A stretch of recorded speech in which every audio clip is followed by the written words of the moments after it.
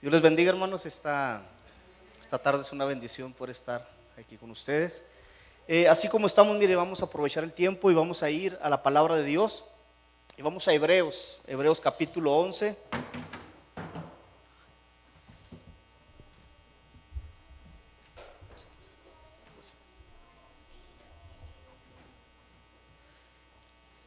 Hebreos capítulo 11. Y nos vamos a ir al texto que es el número 26, por favor.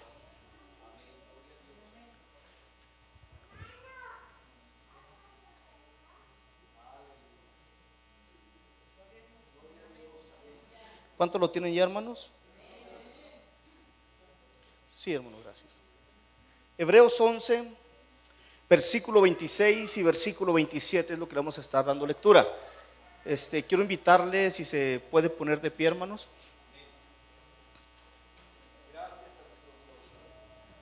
Y vamos a analizar lo que dice la palabra. Dice la palabra de Dios: teniendo por mayores riquezas el vituperio de Cristo que los tesoros de los egipcios, porque tenía puesta la mirada en el galardón.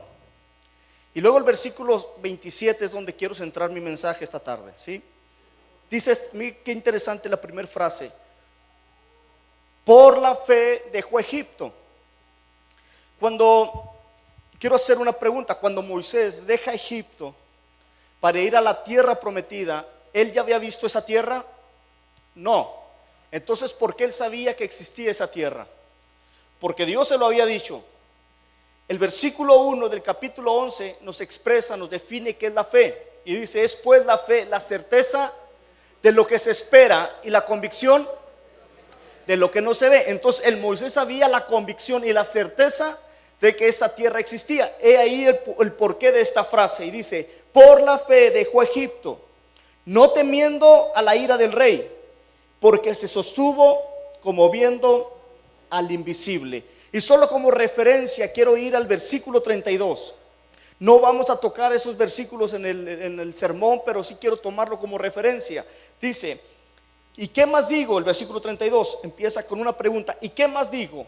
Porque el tiempo me faltaría contando de Gedeón, de Barak, de Sansón, de Jefté, de David, así como de Samuel y de los profetas. Y nuevamente esa frase, versículo 33, que por fe conquistaron reinos, hicieron justicia, alcanzaron promesas, taparon bocas de leones, apagaron fuegos impetuosos, evitaron filo de espada, sacaron fuerzas de debilidad y se hicieron fuertes en batalla y pusieron en fuga ejércitos extranjeros. Señor, te damos gracias esta tarde por tu presencia. Te damos gracias porque tu Espíritu está entre nosotros y sabemos que tienes el control de todo, Señor. En esta tarde pedimos que hables a nuestra vida a través de tu palabra, al corazón de tu iglesia directamente, Señor, de acuerdo a la necesidad que tiene cada uno de ellos. Y a ti damos solamente toda la gloria y toda la honra, Señor. Muchas gracias, Señor. Amén y amén.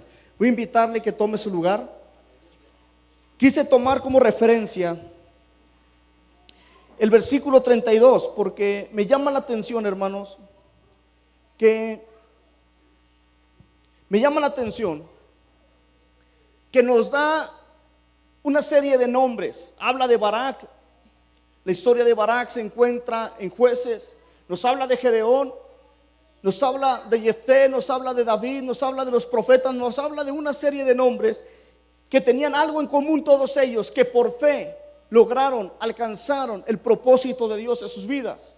Pero ellos vivieron en tiempos diferentes y se toparon con circunstancias muy diferentes, pero tenían en común que ellos tenían fe, tenían la convicción, la certeza y la fe, le creían totalmente a Dios. Y algunos taparon bocas de leones, otros apagaron fuegos impetuosos, otros con 300 hombres derrotaron a todo un ejército. Hablemos de Barak, hablemos de Débora, cuando Dios los levantó y los usó para traer libertad nuevamente al pueblo.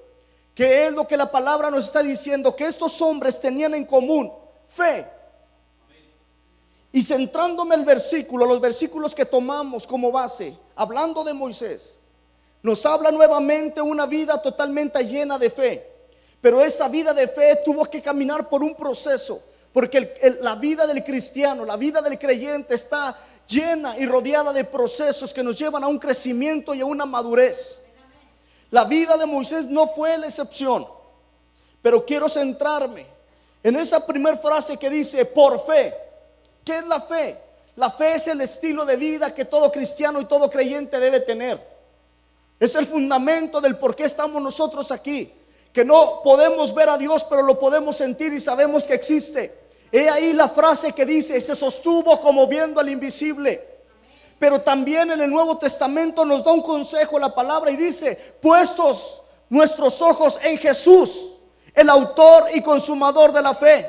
La palabra nos dice que sea la edad que nosotros tengamos, no importa. Nosotros debemos poner siempre nuestros ojos en Jesús, que es el autor y es el consumador de la fe. Totalmente es el fundamento de nuestra vida, es la piedra angular de nuestra existencia. Moisés, sin conocer esta recomendación que nos da la palabra, el escritor de Hebreos dice: y se sostuvo como viendo al invisible. Esta frase suena paradójica o ilógica.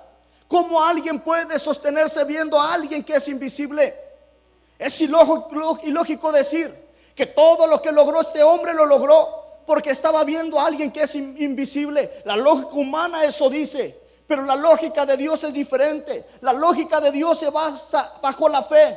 La fe a mí me dice que es lo que todo cristiano debe hacer, que todo joven debe hacer, todos los que conocemos a Cristo debemos hacer. Siempre tener nuestra mirada en el infinito Dios, poner nuestros ojos siempre en Jesús. Entonces para nosotros no es ilógico, para nosotros debe ser una obligación estar siempre viendo, bajo cualquier circunstancia, bajo cualquier momento difícil, ver al invisible Dios en todo momento.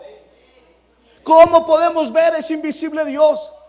Con nuestra mente humana no lo podemos entender. Nuestra mente finita, llena de limitaciones, no alcanza a entender estos misterios tan grandes que provienen de la presencia de Dios. Pero cuando entramos a su presencia, cuando nos sumergimos en su palabra y conocemos todo lo que Él estableció en su palabra, podemos ver que es entendible lo que la palabra dice, que podemos tener una vida llena siempre de su presencia, pero siempre y cuando siempre estemos viendo al invisible Dios. Entender que Dios siempre está con nosotros. Cuando dormimos, a Él está ahí. En este momento Él está en este lugar. Cuando tú vas caminando, Él va contigo. Cuando tú estás en el trabajo, Él está contigo. Siempre está a nuestro lado. Pero ¿de qué se trata entonces la vida de fe? Esa vida de fe en el Hijo de Dios se trata de creer en lo increíble. La vida de fe nos lleva a entender que debemos creer en lo increíble. El versículo base de esta campaña juvenil es: si crees, todo es posible.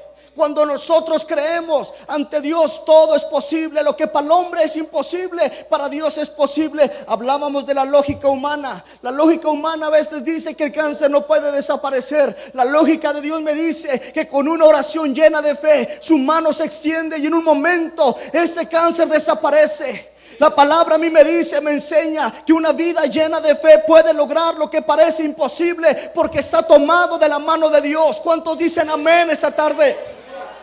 Entonces, ¿qué es la vida de fe? Es creer en lo increíble. Esa fe que nos lleva a confiar en Dios ciegamente. Es como estar en una barca, hermano. Nuestra vida puede usar esta metáfora y decir que estamos en una barca. Pero ahora nosotros no tomamos el timón de nuestra vida, sino que Cristo ya tomó el timón de nuestra barca y Él nos lleva por aguas profundas. Y a veces vemos que se levantan tempestades y a veces vemos que se levantan cosas que no podemos enfrentar. Pero entonces ahí entra la fe que tenemos en Cristo. Esa tempestad es muy grande para lo que yo puedo, pero el que lleva esta barca no soy yo, sino es Cristo. Y entonces esa tempestad es más pequeña delante de sus ojos. Entonces yo confío ciegamente en Dios y yo sé que Él sabe que es lo mejor para mi vida. ¿Cuántas veces he enfrentado a cosas que cree que no se pueden remediar, que cree que no tiene solución o que no hay una forma de salir de ahí? Pero cuando menos piensa, la mano de Dios aparece, se extiende de una forma milagrosa. Dios soluciona lo que está viviendo. A eso se le llama fe. Creer que Él tiene el control de todas las cosas en nuestra vida, que nos lleva a confiar en Él ciegamente. Pero también esa fe es la que nos lleva a conquistar montañas tan altas que parecen inconquistables. Hay sueños que Dios pone en nuestra vida que parece que jamás los podremos alcanzar. Y es cierto, si caminamos bajo nuestra fuerza, bajo nuestras habilidades, jamás podremos escalar esa montaña. Pero cuando nos tomamos de la mano de Dios y creemos que lo podemos lograr, cuando menos pensamos, estamos en la cima de esa montaña. Pero ¿quién fue el que nos llevó? Si no es su bendita gracia y su bendita presencia en nuestras vidas. Quería establecer un parámetro de lo que es vivir una vida de fe. ¿Cuántas veces no hemos visto su mano? ¿Cuántas veces no hemos visto milagros a través de nuestra vida o en nuestras vidas o en nuestras familias? El pasaje nos establece una serie de personajes. Habla de Abraham, habla de Gedeón, habla de Sansón, habla de David, habla de Samuel, habla de los profetas. Pero yo quiero irme a la vida de Moisés. Yo quiero analizar, porque hay una pregunta que surgía: ¿cómo llegar al estatus de fe que tenía Moisés? ¿Cómo llegar a un punto tan alto de fe que a través de nuestra vida Dios pueda abrir un mar rojo? ¿Cómo llegar a un punto de fe que Dios pueda abrir los cielos y bendecir a otros solamente a través de nuestra vida? ¿Cómo llegar a ese punto? Y entonces empezamos a analizar la vida de Moisés. Nada de lo que sucede es casualidad. Todo tiene un plan, todo tiene un propósito. Dile al que está enseguida: todo tiene un plan, hermano. Todo tiene una causa. Me encanta la frase de Pablo a los Efesios cuando le dice: por esta causa soy prisionero de Cristo. Él habla de que hay una causa, el por qué predica, el por qué va y lleva la palabra y se expone a tantas circunstancias adversas. Dice: hay una causa, hay un plan, hay un propósito. Pablo había entendido que todo lo que lo rodeaba era por una causa y era un plan. ¿Por qué estoy diciendo esto? Porque Moisés nace en un tiempo en que él tenía que morir, porque este niño no tenía que sobrevivir. Pero Dios tenía un plan para él. Dios tenía un propósito para este niño. Tú estás sentado en este lugar porque Dios tiene un plan para ti. Joven, tú estás en este lugar y lo has conocido y has tenido una experiencia con Él, porque Él tiene un plan, tiene un propósito para tu vida, a través de tu carrera, a través de tu ministerio, a través de tu vida. Moisés nace y lo tenían que matar, pero al contrario, no lo matan, lo esconden. Quiero irme un poquito rápido. ¿Cuántos conocen la historia de Moisés? Y el que no, venga a la escuela dominical, ¿verdad, hermano? Entonces lo esconden. Cuando no lo pueden esconder más, lo ponen en el río. Cuando va en el río, se lo encuentra la hija del faraón. La hija del faraón lo ve y lo recoge. ¿Usted cree que la mujer no se iba a dar cuenta que era un niño judío, era un niño hebreo? Claro que sí. La mujer se dio cuenta que este niño no era un egipcio, pero aún así lo tomó. ¿Por qué lo tomó? Se cree que esta mujer no podía tener hijos. ¿Ha visto el dolor de una mujer que lo intenta y no puede tener hijos? El dolor que hay en sus ojos, el dolor que hay en su expresión, ese sentir, esa necesidad de querer ser madre. Esta mujer no le importó y tomó a este niño y lo adoptó. Este niño empezó a crecer. Este niño empezó a ser criado de acuerdo a la cultura egipcia. Aunque su madre vino y lo crió hasta determinada edad, llegó un momento en que tuvo que estar solamente con los egipcios. Él empezó a crecer, pero quiero pararme en el punto el que él era un príncipe de Egipto. La mentalidad que él tenía era una mentalidad de príncipe. Hermanos, ¿cuántos hermanos y hermanas están casados aquí? Levante la mano. ¿A cuántos de los hermanos les llevan el desayuno a la cama? Le dice, no sé cómo le dice a su esposa, ¿verdad? Y le dice: tengo ganas de que me traigas el desayuno a la cama. ¿A quién se lo llevan? Bueno, cambiemos la pregunta. ¿A cuántas de las mujeres les llevan el desayuno a la cama? Permítame. No es el mío, entonces, hermanos, a nadie les lleva el desayuno a la cama. Pues fíjense que Moisés era un príncipe, y si él quería el desayuno en la cama, le llevaban el desayuno en la cama. Este hombre estaba vestido de las mejores ropas de aquel tiempo, era un príncipe. Pero entonces hay un cambio en la vida de Moisés. ¿Por qué hay un cambio en la vida de Moisés? hay un cambio, porque por su sangre corría la sangre hebrea, porque no podía negar lo que él era. De alguna manera él se identificaba con el pueblo de Dios. Dios lo había dejado con un plan y con un propósito. Y en una ocasión él ve a un egipcio maltratando a un hebreo y trata de traer justicia con su propia mano. ¿Y qué es lo que él hace? Mata a ese hombre. Trata de esconder el pecado, trata de ocultarlo, pero no puede, porque después ve a un hebreo con otro hebreo discutiendo y quiere entrar. Y le dicen: ¿y vas a hacer lo mismo que hiciste con aquel hombre? Cuando él se siente descubierto, él huye al desierto, hermano. Él tenía una mentalidad de príncipe, pero en el momento en que lo descubren, su mentalidad cambia totalmente. Y ahora ya no es un príncipe, ahora él tiene que huir y empezar a pelear por sobrevivir. Ahora él ya no puede levantar la mano y decir: tráiganme el desayuno. Ya no puede decir: hagan esto por mí. Su mentalidad ha cambiado, su vida ha cambiado, todo lo que lo rodeaba ha cambiado. Llega al desierto. Y ahí en el desierto conoce a un hombre llamado Jetro.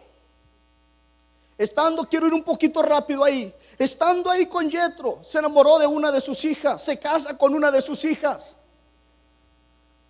Y entonces él empieza a vivir en el desierto. Él empieza a vivir ya no en Egipto, pero ahora ya no es un príncipe, ahora él tiene que trabajar para sobrevivir. Su mentalidad ha cambiado totalmente. Ya es otra persona, su corazón es diferente. Y un día, hermano, un día él va caminando por el desierto. Éxodo capítulo 3 dice que él va caminando, lleva las ovejas de Jetro su suegro. Usted sabe que en el desierto es muy común ver zarzas, y es común ver zarzas arder. Entonces para él no era algo extraño ver una zarza arder, pero la zarza que él está viendo arder le llama la atención por algo. Porque esa zarza arde, pero ¿qué, hermano? No se consume. Diga conmigo: el ser humano no es chismoso, es curioso. ¿Cuántos curiosos hay aquí? A ver, levante todos los curiosos la mano. Los que no la levantan, ¿a poco se cae alguien de la bicicleta y no voltea a ver qué pasó? A veces choca usted por ver quién chocó. ¿Es chisme o es curiosidad? Curiosidad. Bueno, ¿cuántos curiosos hay aquí? Levante la mano. A ver, déjala arriba los chismosos. Bueno, no. Me pusieron una trampa aquí, hermanos, Entonces, ¿por qué hablo de la curiosidad? Porque Moisés va caminando y ve esa zarza que arde, pero no se consume. Y el versículo 3 dice: voy a ver por qué causa esta zarza arde, pero no se consume. Entonces la curiosidad innata que hay en el ser humano lleva a Moisés a ver el por qué, como tantas personas han entrado a las iglesias cristianas por curiosidad y se han quedado. Entonces Moisés va y entonces ve una zarza arder, pero la zarza era el atractivo para llamar la atención de él. Cuando él llega ahí, Dios está en medio de la zarza. Hablábamos de la forma de cómo llegar a un punto de fe como el que llegó a Moisés. Y el primer punto que yo encuentro es: nadie, absolutamente nadie puede vivir una vida de fe sin antes tener un encuentro con el invisible Dios. Es indispensable que todo ser humano tenga un encuentro transformador con Jesucristo. Él no pudo llegar al punto de fe que llegó sin antes tener primero un encuentro con Dios. Porque el encuentro con Dios, ese encuentro transformador, ese encuentro genuino que el hombre tiene con Dios, cambia todo lo que él es. El que está en Cristo, ¿qué dice? Nueva criatura es. Cuando Jesús platicaba con Nicodemo y hablaban del nuevo nacimiento, hablaba de nacer de nuevo. Habla de una nueva criatura. Habla que ahora somos diferentes. No habla, hermano, de que usted vino a Cristo y como nació de nuevo, a las mujeres chinas les salió lacio el pelo, ¿verdad que no? Y a los hermanos gorditos, puros cuadritos. No habla de ese nacimiento. No habla de un nacimiento carnal. Habla de un nacimiento espiritual. Habla de un nacimiento en nuestro interior. Por eso Romanos capítulo 12, versículo 2 dice: no os conforméis a este siglo, sino transformados por medio de la renovación de vuestro entendimiento, y conoceréis cuál es la buena voluntad de Dios, agradable y perfecta. Por eso todos debemos primero tener un encuentro con el invisible Dios. Probablemente ya lo tuviste, pero tal vez hay personas aquí que jamás han tenido un encuentro con el invisible Dios. Hoy es la noche en la que tú puedes tener un encuentro con Jesucristo. Hablo de la mentalidad. ¿Por qué de la mentalidad? Porque cuando Moisés se encuentra con Dios, Dios le habla y le dice: tú eres el libertador del pueblo. Y este hombre tiene un concepto equívoco de quién es él. Y dice: ¿y quién soy yo, Señor? Claro que él está en ese punto, porque él antes era un príncipe, pero ahora él es un asesino, es un fugitivo, es alguien que huyó. Y viene Dios y le dice: ¿sabes qué? Ahora tú eres un libertador. Otro ejemplo que yo puedo encontrar de eso es el de Jeremías. Jeremías, que venía de un linaje sacerdotal.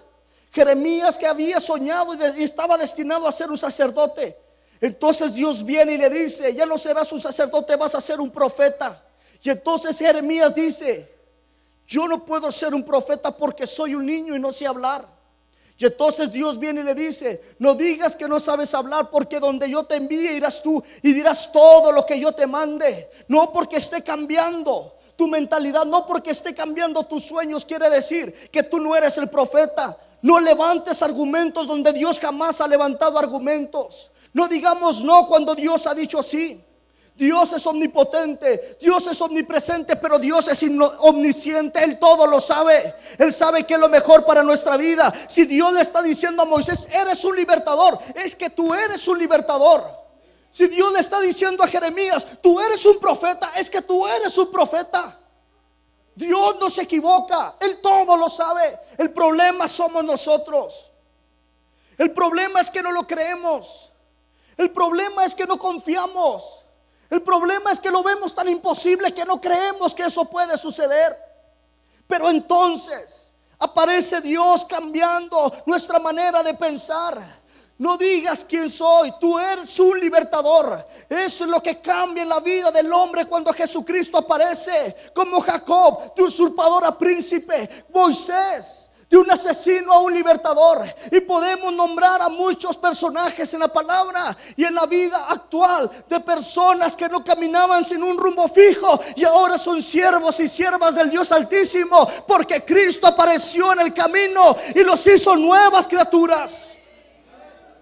Por eso es importante, joven, que pongas tu vida en las manos de Dios. Por eso es importante que tengas comunión con Dios. Y es al segundo punto que voy a pasar. Antes de pasar al segundo punto, no levantemos argumentos donde Dios jamás ha levantado un argumento. No digas no puedo cuando Dios no ha dicho que no puedes. ¿Cómo lograr esto? Yo me di cuenta que Moisés se dio cuenta que ese encuentro que él tuvo ese día se podía repetir. Y Dios muestra el camino. Primero, Dios le muestra el camino a Moisés. De esta manera tú te puedes encontrar conmigo, Moisés. Entonces ahora Moisés se da cuenta que ese encuentro que tuvo con Dios se podía repetir no solamente una vez a la semana, o una vez al mes, o una vez en la vida, sino que podía tener encuentros todos los días con Dios. Y entonces este hombre empezó a tener comunión con Dios. El Salmo 24 dice: ¿quién subirá al monte de Jehová? ¿Quién estará en su lugar santo? El limpio de manos y puro de corazón, el que no ha elevado su alma a cosas vanas ni jurado con engaño. ¿Qué estoy diciendo? Moisés aprendió a tener comunión con Dios, porque a veces nos conformamos en tener encuentros con Dios solamente cuando venimos a la iglesia, cuando Dios nos ha enseñado a través de su palabra que podemos encontrarlo en nuestra habitación donde nadie más está. Que Él quiere que tú tengas comunión con Él, que Él quiere que tú lo conozcas más de cómo lo has conocido, que hay tantas cosas que Él te quiere enseñar a través de su intimidad, de su comunión, de profundizar en su presencia. No es que cuando Moisés entendió que era un libertador, Empezó a ir con el faraón y le dijo: Dios dice que sueltes al pueblo. Y el faraón le decía no. Y no empezaba Moisés: ay no, por favor suéltalo, mira, es que no. Aquel decía: no lo vas a soltar, permíteme tantito. Y entonces se iba. ¿Y con quién iba? Iba con Dios y le empezaba a decir: hey, dice que no va a soltar al pueblo. Que si no va a soltar al pueblo, dile que va a venir una plaga sobre Egipto. Pero Moisés empezó a tener comunión con Dios. Moisés empezó a subir al monte, como lo dice el Salmo 24. Y cuando buscamos a Dios, cuando tenemos comunión, nuestra fe empieza a aumentar. Nuestra fe empieza a aumentar. ¿Por qué empieza a aumentar? Porque lo estamos conociendo más. Y entre más conocemos a Dios, más confiamos en lo que Él puede hacer a través de nuestra vida. Porque aquí hay un problema, hermano. Yo le puedo asegurar que más del 90% de los que estamos aquí creemos que Dios es omnipotente, que Él es todopoderoso. Pero el problema es cuando no creemos que Él puede usar nuestra vida para bendecir a otras personas con su poder. El problema entra cuando nosotros limitamos lo que Dios puede hacer a través de nuestra vida. ¿Y por qué lo limitamos? Porque nuestra falta de espiritualidad nos abruma.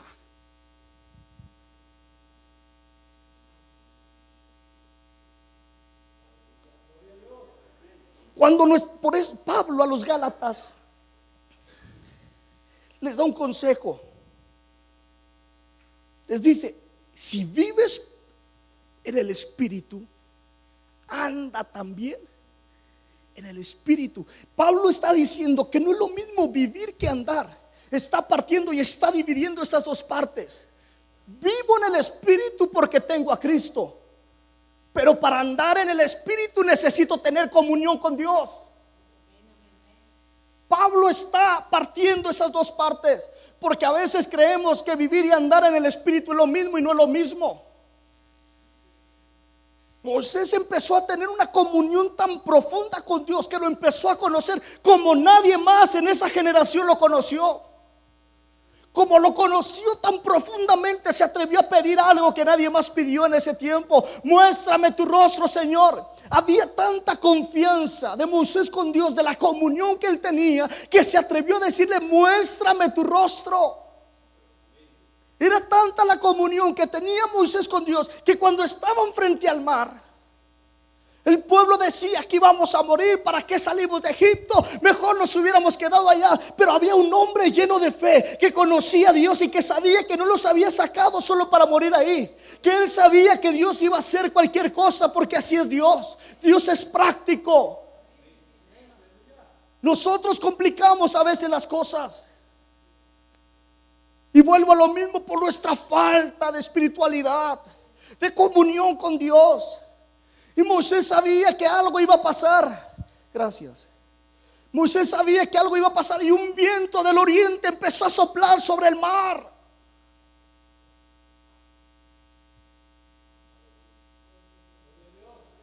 Qué increíble, hermano, es entender el por qué la palabra dice: y por fe conquistaron reinos, y por fe taparon bocas de leones, y por fe hicieron esto, y por fe. Porque estos hombres tenían comunión,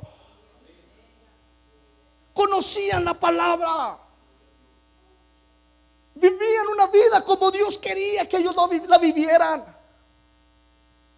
Fue testigo de lo sobrenatural y fue protagonista de lo sobrenatural. Iniciamos esta predicación diciendo que Dios tiene un plan, tiene una causa por el cual tú estás en este lugar. Entonces, si tú has tenido un encuentro con Dios, entonces empieza a tener una comunión constante, diaria con el Espíritu de Dios, y empecemos a crecer en fe, hermano. Empecemos a ser testigos de lo sobrenatural. Empecemos a ser testigos, y la palabra se cumple en nuestra vida, en nuestra iglesia, en nuestras familias. Porque este hombre tuvo fe en el invisible Dios. Por eso el escritor dice: y se sostuvo como viendo al invisible. Ese invisible Dios empezó a hablar el lenguaje de Dios. Porque podemos hablar el mismo idioma, hermano, Pero eso no significa que hablemos el mismo lenguaje. Y eso me lo muestra la palabra. Cuando Jesús habla con la samaritana, Jesús siempre está hablando en un sentido alegórico, en un sentido espiritual. Si conocieres el don y quién es el que te dice dame de beber, tú le pedirías a él. Y la mujer siempre habló en un sentido racional, en un sentido literal, y no entendía lo que Jesús decía porque no estaban hablando el mismo lenguaje. Hermanos, podemos hablar el mismo lenguaje de Dios bajo la comunión, bajo conocer sus principios, su palabra, los parámetros que Él marca para nuestra vida. Por eso la palabra dice: puestos vuestros ojos en Jesús, el autor y consumador de la fe. Porque eso es lo único que necesitamos ver, hermanos, al invisible Dios. Ese Dios que actúa sin que nosotros lo veamos. ¿Cuántas veces tú has visto la mano de Dios y ni cuenta te das que Él ya está actuando a tu favor? Cuando Gedeón está ahí recogiendo el trigo en el lagar, el pueblo clamó y dijo: Señor, libéranos, y les manda un profeta. Mientras está sucediendo todo aquello, Jueces capítulo 6, el ángel de Jehová ya estaba visitando a Gedeón sin que el pueblo se diera cuenta. El pueblo clamó y Dios estaba respondiendo sin que el pueblo se diera cuenta. Y Dios levantó a Gedeón y trajo libertad al pueblo por medio de Gedeón. ¿Cuántas veces has clamado y parece que Dios no está actuando? Y cuando menos piensas, ve la mano de Dios que está actuando a tu favor y ayudándote. Porque Dios actúa sin que nosotros lo veamos. Es que Dios trabaja mientras nosotros creemos que se ha olvidado de nosotros. Jeremías capítulo 20, versículo 7 en adelante, cuando dice: me sedujiste, oh Jehová, y fui seducido. Y sigue hablando Jeremías. Y Jeremías dice: quise olvidarme de ti, pero no pude. Porque había un fuego metido, ¿hasta dónde? Hasta mis huesos. Traté de sufrirlo, pero no pude. Pero tú, Jehová, estás sobre mí como poderoso gigante. Y empezó a retomar fuerzas Jeremías. Hay momentos en los cuales creemos que Dios se olvidó de nosotros, pero renace la fe en nosotros y decimos: Dios jamás se va a olvidar de nosotros. La fe me dice que Él está trabajando a mi favor. La fe nos dice y nos hace entender que Dios siempre llega en el tiempo perfecto, ni antes ni después. Como cuando Abraham iba a sacrificar a Isaac, estuvo a punto de hacerlo, pero antes de subir al monte dijo: Dios se proveerá para el sacrificio. La fe lo movía, la fe lo llevaba, y sabía que Dios iba a actuar en el momento perfecto. ¿Y qué sucedió en el momento perfecto? Apareció. Eso es lo que hace la fe en nosotros. Empezamos a confiar en Dios ciegamente. Por eso es necesario crecer en fe. Al que cree, todo le es posible. Porque también Dios usa las situaciones de nuestra vida para capacitarnos, para hacernos crecer, para hacernos madurar. Pero dentro de ese proceso nosotros sabemos que Dios está con nosotros. ¿Y cómo lo sabemos? Porque sentimos su presencia, porque esa fe es la que nos lleva a tocar su mano, tocar el cielo y saber que no estamos solos, aunque las circunstancias digan lo contrario. Hablemos de fe. ¿Cuántas veces Dios no ha aparecido cuando parece que ya no hay solución? Usa esas situaciones para moldear nuestro carácter. Es entender que Dios recibió nuestra vida, nos otorgó perdón, y que ese mismo Dios del cual estamos predicando esta tarde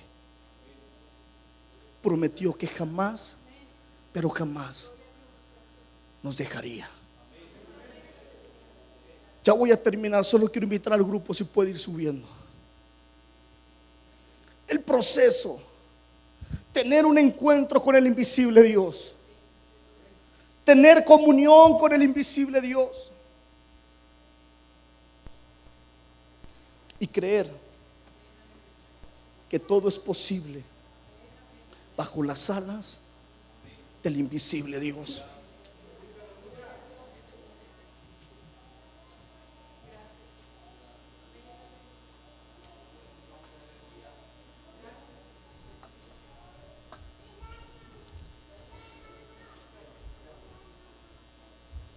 Al que cree, hermano, al que cree, todo le es posible. Y yo sé que todos los que estamos aquí, en diferentes áreas, porque todos tenemos diferentes situaciones, y así trabaja Dios bajo la necesidad que cada uno de nosotros tenemos. Me llama la atención lo que sucede en Isaías capítulo 6, el versículo 1 solamente. En ese versículo, capítulo 6 de Isaías, versículo 1, dice: en el año que murió el rey Usías, vi al Señor sentado sobre un trono alto y sublime. Y la pregunta inmediata que vino a mi mente fue: ¿por qué Dios se manifiesta a Isaías como un rey? Y entonces me voy a la historia. ¿Quién era Usías? El segundo libro de Crónicas, capítulo 26, empieza a narrar la historia de Usías. 16 años cuando comenzó a reinar, e hizo lo mismo que Amasías su padre. Persistió en buscar a Dios e hizo lo recto ante los ojos de Jehová. Y cuando buscó a Dios en los días de Zacarías, Dios le prosperó, dice la palabra. Pero la palabra, entonces el pasaje sigue hablando y dice: y le prosperó tanto que su ejército fue tan fuerte que su fama se extendió hasta Egipto, que los enemigos le mandaban presentes, que fundó ciudades en tierra de los filisteos, que derrumbó muchos muros. Pero no solamente prosperó en el área militar, que traía seguridad e identidad a la nación. La palabra dice, versículo 10, que era amigo de la agricultura y que tuvo mucho ganado, que tuvo también mucha agricultura. Versículo 15 dice que mandó traer también ingenieros y empezaron a construir máquinas de guerra para estar en los baluartes, para estar en los muros. ¿Por qué estoy hablando esto? Porque cuando Usías estaba en esa posición de privilegio, Dios lo prosperó tanto que era el rey y trajo seguridad, trajo identidad, trajo protección a todo el reino. Pero cuando él pecó, versículo 16, y su corazón se enalteció para su ruina, y quiso entrar y quemar incienso cuando solamente los sacerdotes lo podían hacer, y brotó lepra, y aquel hombre fue llevado a una habitación y murió leproso. ¿Qué sucedió? En el seno de la nación la seguridad se fue, la identidad se perdió, porque habían perdido un rey que había hecho mucho por la nación. Y ahí es donde dice Isaías: en el año que murió el rey Usías, la necesidad que había en la nación y la necesidad que había en el corazón de Isaías era la de un rey. Y por eso Dios se manifiesta a Isaías como rey y le dice: hey, murió un rey terrenal, pero el rey terrenal que murió lo puse yo, que soy el rey de reyes y señor de señores. Dios viene a llenar la necesidad que Isaías tenía, llena la necesidad del profeta y le dice: ahora sí, levántate y ve y dile a la nación, ve y predícale a la nación que aunque haya muerto un rey terrenal, aquí está el rey de reyes y señor de señores. Dios trabaja bajo la necesidad que cada uno de nosotros tenemos. Por eso Dios se manifestó a Jacob como el ángel de Jehová que vino y peleó con él. Por eso Dios se manifestó con aquellos 3 jóvenes que fueron puestos en el horno de fuego. ¿Por qué no se quemaron? Porque entonces apareció Dios. ¿Por qué no apareció como un rey? Porque no era la necesidad que ellos tenían. La fe me dice que bajo la necesidad que tú tengas, sea cual sea la condición en la cual tú estés esta noche, Dios se quiere manifestar en nuestra vida de diferente forma, es cierto, pero de la manera en que cada uno de nosotros necesitamos.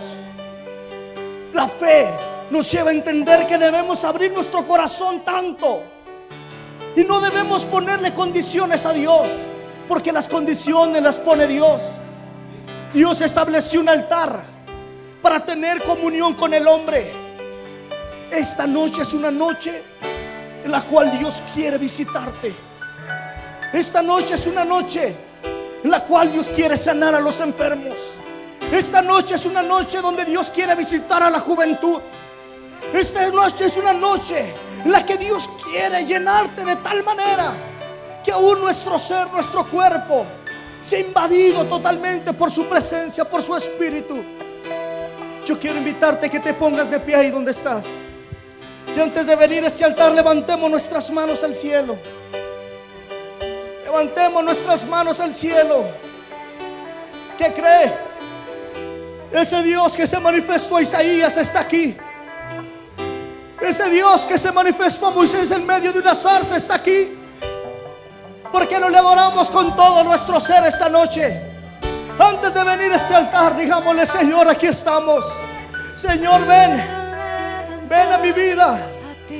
La fe me dice que estás a mi lado. La fe me dice que vives en mi corazón.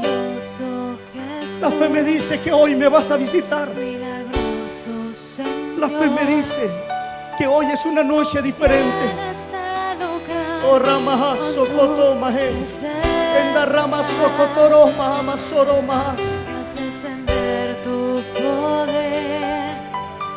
Quiere abrir sus labios, hermanos. Adoremos a Dios esta noche. Amén. Te adoramos, Jesús. Maravilloso Jesús. Milagroso. Milagroso. Abra sus labios, abra sus labios. Aleluya. Llena este lugar con tu presencia. Esa expresión, la expresión más alta de adoración. Aleluya. A los que estamos aquí, Él está invadiendo ese lugar con su espíritu. Que Él sea la gloria. Oh, Rama Mansokoto. Y lo que harás en mí. Podemos decirle nuevamente eso: creo en ti. Creo en ti, Jesús. En lo que harás. Lo que harás en mí. Una vez más, creo en ti. Creo en ti, Jesús. En lo que tú harás en mi vida, Señor. Y lo que harás en Al que cree, todo le es posible. Creo en ti, Que cree, todo le es posible. y lo que harás en mí, Amén. Podemos levantar nuestra voz. Recibe toda la gloria, recibe toda la honra, precioso Hijo de Dios. Recibe toda la gloria, recibe toda la honra, Precioso. precioso Hijo de Dios. Recibe toda la gloria, recibe toda la honra, precioso Hijo de Dios.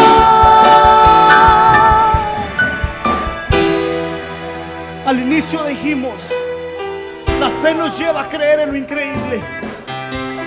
La fe nos lleva a confiar en Dios ciegamente. Yo quiero invitarle que venga a este altar. Yo quiero invitarle que venga a este altar. Usted necesita que Dios le visite, venga a este altar. Usted necesita que Dios intervenga en alguna área de su vida, venga a este altar. Salga de su lugar. Salga de su lugar y venga a este altar.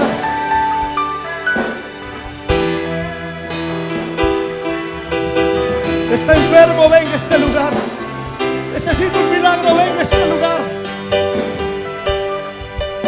Necesitas que Dios te visite en este lugar. Seguimos adorando. Seguimos adorando.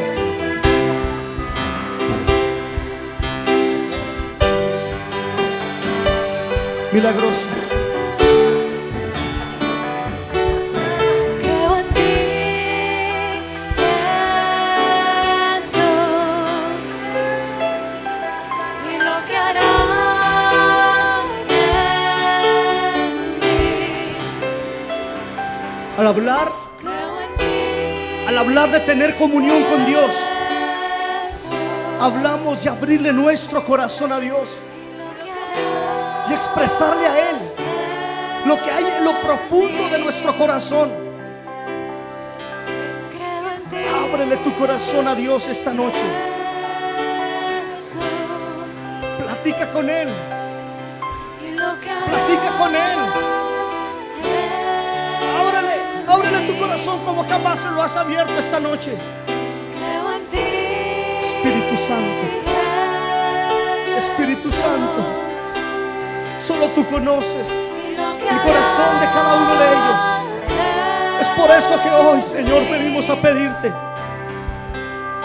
que te manifiestes a sus vidas de acuerdo a la necesidad que hay en cada uno de ellos. Que tu gracia, Señor, nos empiece a envolver, que tu Espíritu nos empiece a llenar. Espíritu Santo, empieza a operar ese milagro que necesitan. Empieza a abrir la puerta de los cielos, la ventana de los cielos, Señor, sobre cada uno de ellos. Creo en ti, Amado Espíritu de Dios, Espíritu de Dios. lo que harás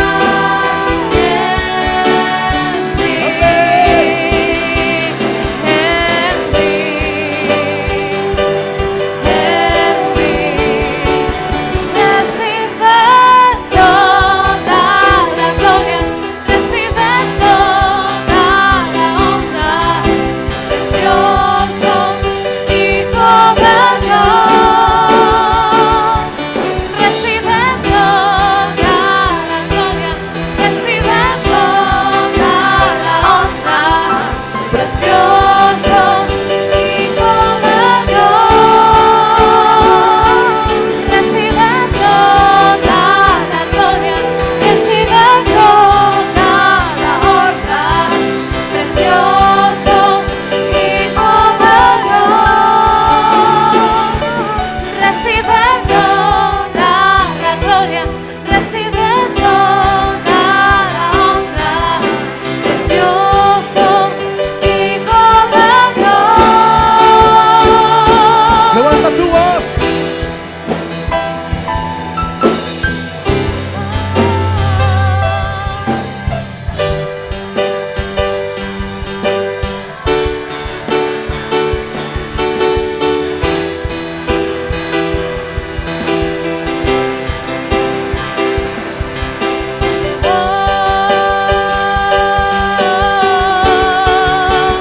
Recibe toda la gloria, recibe toda la honra, precioso Hijo de Dios. Recibe toda la gloria, recibe toda la honra, precioso Hijo de Dios. Recibe toda la gloria, recibe toda la honra, precioso Hijo Llena de este lugar, llena este lugar, llena este lugar, llena este Recibe lugar. toda la Llena gloria, este lugar con tu recibe presencia. toda Llena este la lugar. honra, Llena este precioso Hijo de Dios.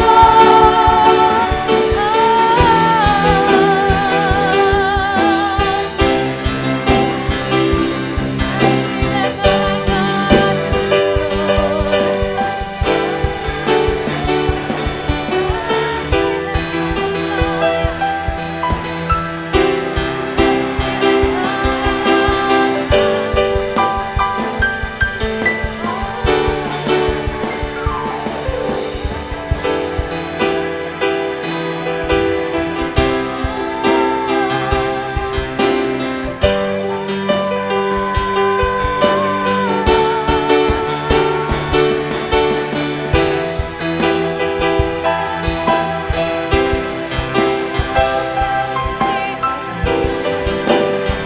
que por fe conquistaron reinos,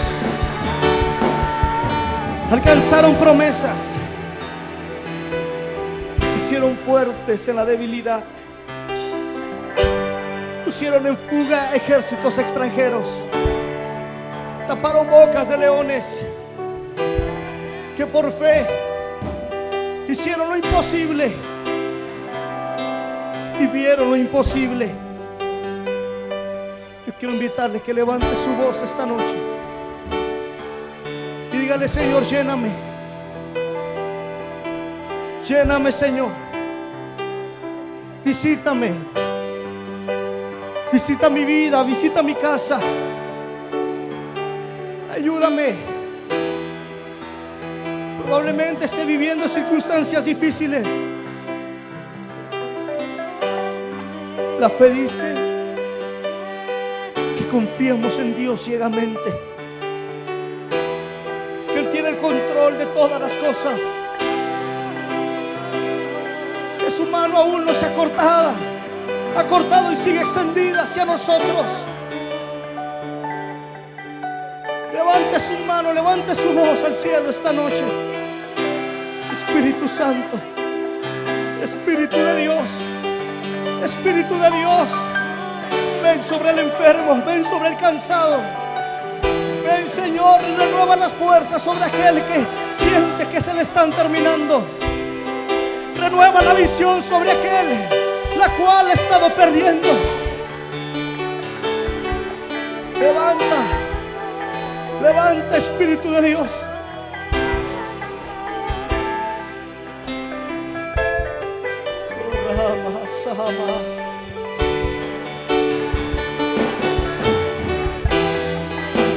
Puede levantar su voz, puede levantar su voz esta noche.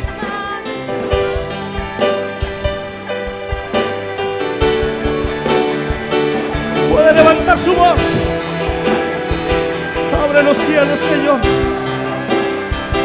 Opera milagros esta noche en el nombre de Jesús. En el nombre de Jesús, en el nombre de Jesús, en el nombre de Jesús.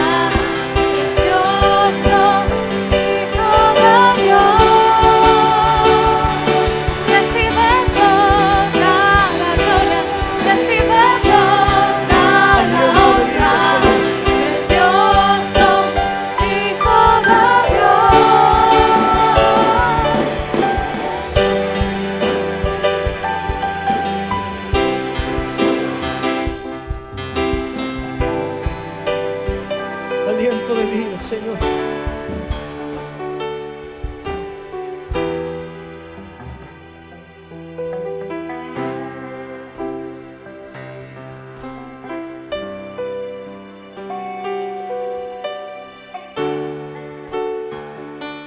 Quiero invitarle a que cierre sus ojos. Ahí donde está, todos los que estén enfermos, levante su mano, por favor. Todos los que vengan enfermos, levante su mano ahí donde están.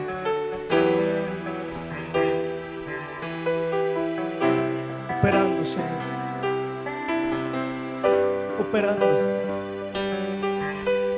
esa sanidad, ese milagro sobre cada uno de ellos en el nombre de Jesús. Tu mano sobre ellos, Señor. Tu mano, tu mano. Declaramos sanidad desde la planta de los pies, Señor, hasta la raíz del cabello, en el nombre de tu Hijo amado Jesucristo. Y por tu llaga, Señor, declaramos sanidad. Levante sus manos una última vez esta noche.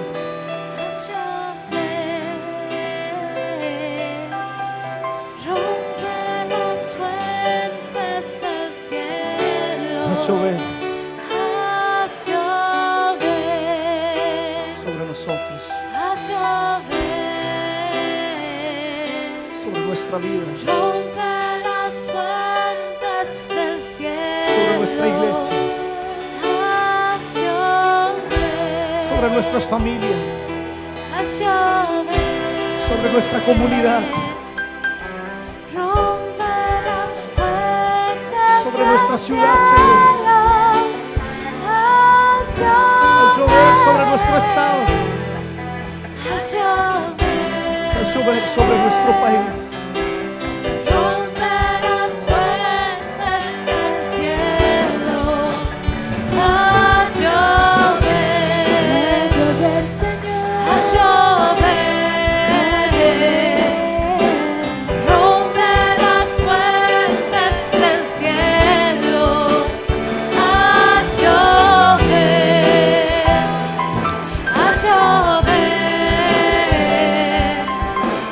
rompe las fuentes del cielo, haz llover,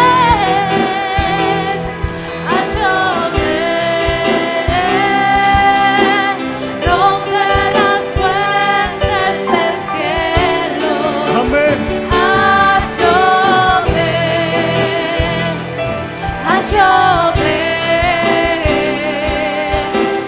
rompe las fuentes del cielo, haz llover, haz llover, rompe las fuentes del cielo, haz llover, haz llover, rompe las fuentes del cielo, haz llover, haz llover, rompe las fuentes del cielo, haz llover,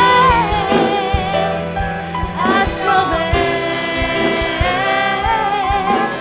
rompe las fuentes del cielo.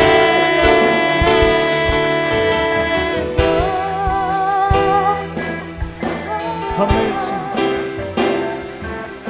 Haz llover, Señor,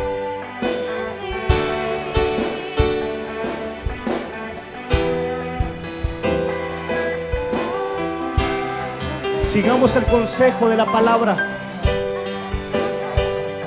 Ese consejo, puestos los ojos en Jesús, el autor y consumador de la fe. Siempre, hermano, siempre ponga sus ojos en Él. No desvíe su mirada. Por algo su palabra nos da ese consejo. Y sostengámonos como viendo al invisible. Dios les bendiga. Así dejo este lugar.